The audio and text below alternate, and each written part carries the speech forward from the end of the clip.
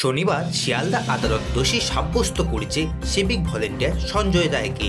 হ্যাঁ দর্শকবৃন্দু, এই মুহূর্তে সবচেয়ে বড় খবর।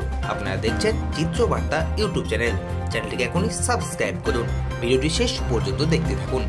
তবে একা সঞ্জয় নয়, আরও একাধিক ব্যক্তি এই ঘটনার সঙ্গে জড়িত বলে মনে করছেন আইনজীবী তথা সিপিএম নেতা বিকাশ রঞ্জন ভট্টাচার্য। হ্যাঁ দর্শকবৃন্দু, এই মুহূর্তে এটাই হচ্ছে সবচেয়ে বড় খবর। অপরদিকে এই কথা বলেছেন কংগ্রেস নেতা অধীর রঞ্জন চৌধুরী। এদিন বিকাশ ভট্টাচার্য বলেন, অন্য কেউ কিছু আশা করেনি। ক্লাস 6-এর ছেলেকে জিজ্ঞাসা করলেও সেও একই কথা বলতো। সঞ্জয় রায়কে দোষী সাব্যস্ত করার মধ্যে কৃতিত্বে কিছুই নেই। সিবিআই অন্য কাউকে ধরতে পারেনি, এটা সিবিআইর চূড়ান্ত ব্যর্থতা।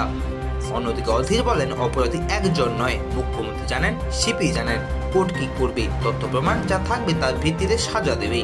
পশ্চিমবঙ্গ পুলিশ কিছু করেনি, সিবিআই গা ভাসিয়েছিল। পরিকল্পিত চক্রান্ত হয়েছে, সন্তুষ্ট হওয়ার জায়গায় নেই। এটা ষড়যন্ত্র, আর বড় মাথা আছে। সব মাথা একটাই, ছাতা মমতা বন্দ্যোপাধ্যায়।